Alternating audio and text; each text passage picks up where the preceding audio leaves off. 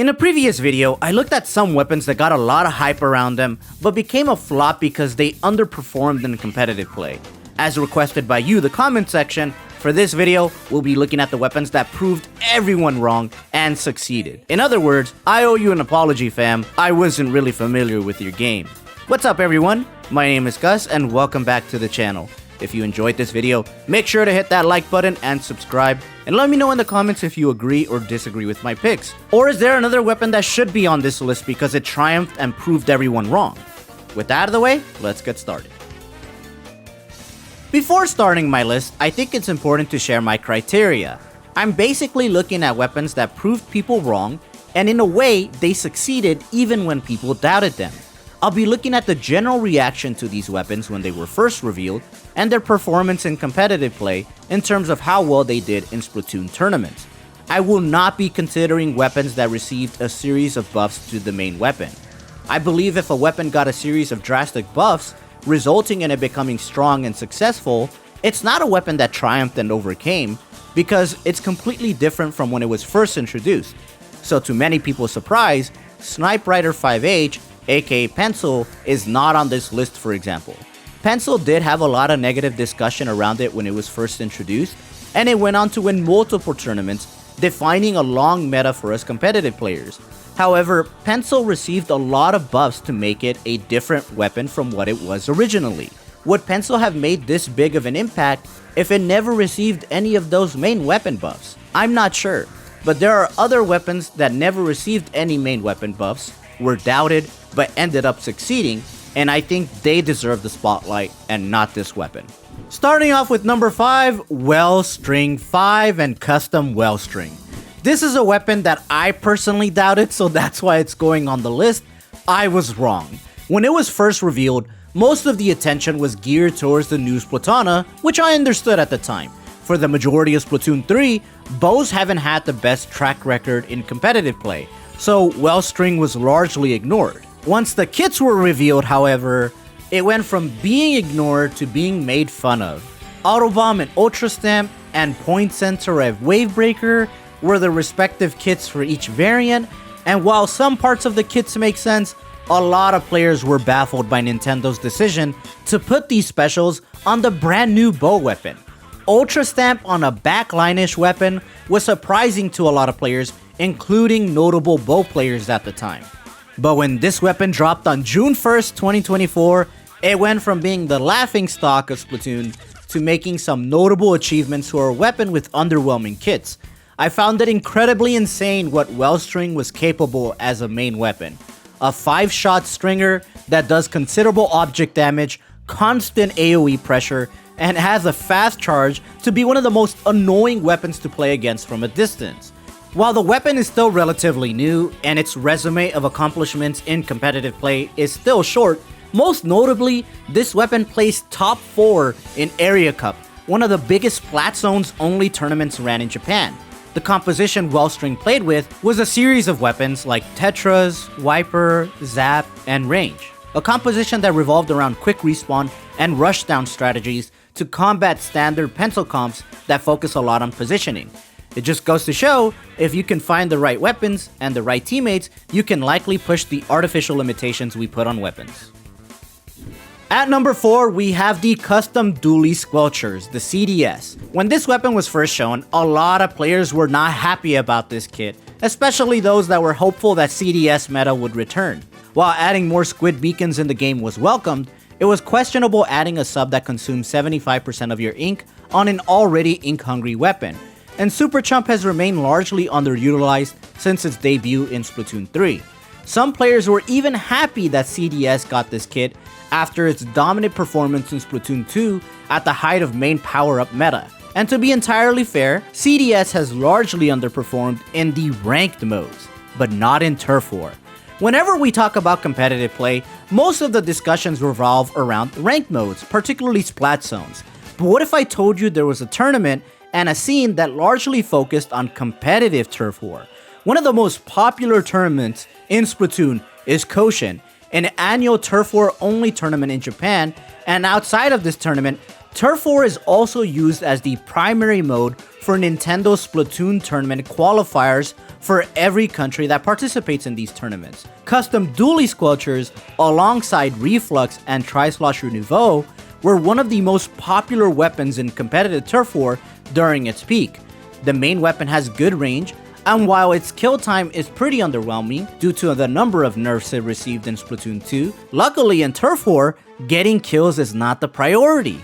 Not only does it have a sub that helps teammates get back to essential spots to paint the stage, the main strategy that was largely used by CDS was throwing super chumps into the enemy spawn during the last seconds of the Turf War match. The last 30 seconds are the most essential moments in Turf War, and CDS was able to take advantage of it with its kit. Because of this performance in Turf War, like its other Turf War meta counterparts, it got a nerf to decrease its super chump output. So, if y'all want something nerfed in the future, just play it a lot in Turf War.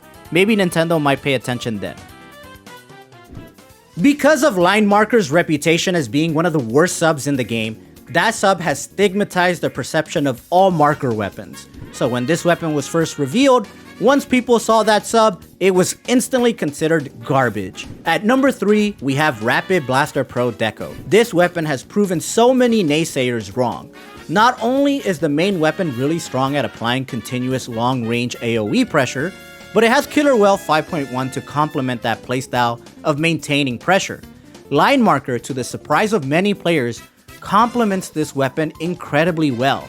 Naturally, a lot of players just focus on the combo potential between the main and the sub, but what makes Line Marker good for Rapid Blaster Pro as a main weapon is that this weapon does not need the best sub to thrive. In this case, Marker just provides the bare minimum of what Rapid Blaster Pro needs: a tool to quickly paint its feet when it's being rushed down, and a decent way to tag the enemy to know where to apply pressure. Most notably, this weapon was used by Majin. Majin largely used Rapid Blaster Pro Deco in favor of the popular Snipe Rider in the Splatoon 3 European Championship and the Splatoon 3 World Championship, delivering some instant classic matches. Kaiser vs Alliance Rogue, for example, will go down as one of the best matches in Splatoon 3 history.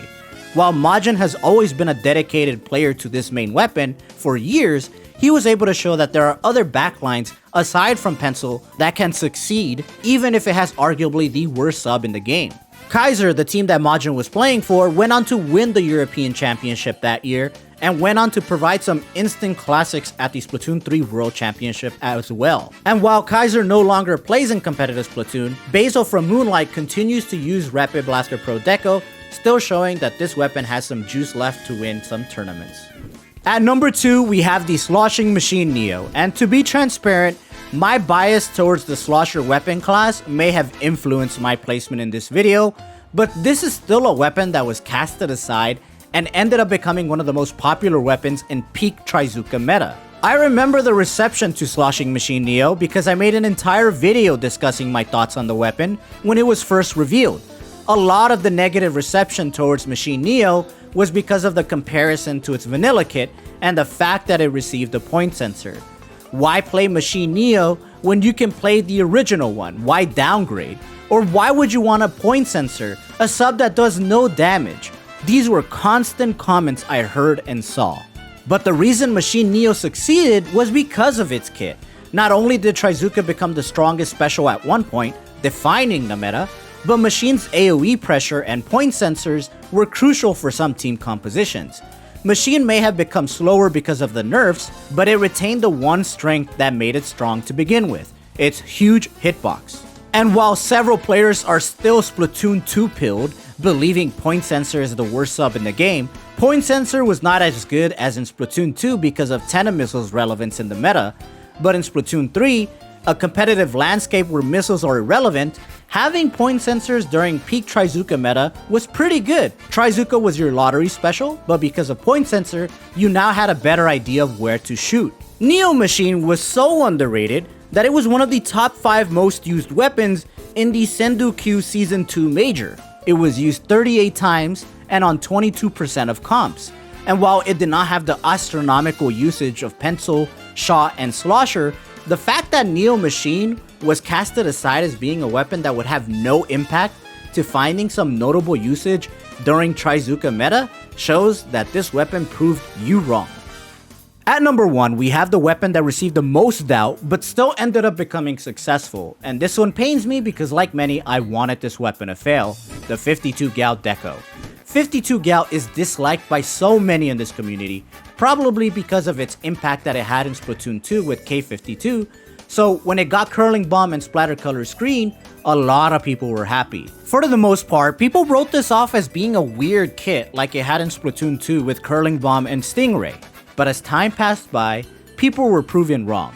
52 Gal Deco was one of the popular weapons picked in the Sindu Q Season 3 Major, as people were starting to experiment ways to countershot and pencil towards the end of Trizuka meta.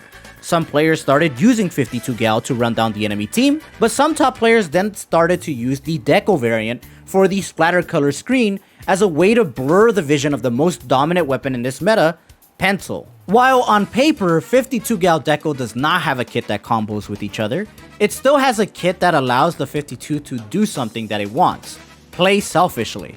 If 52 wants to go in for a kill, this kit still allows it to do so without being a core component of the comp.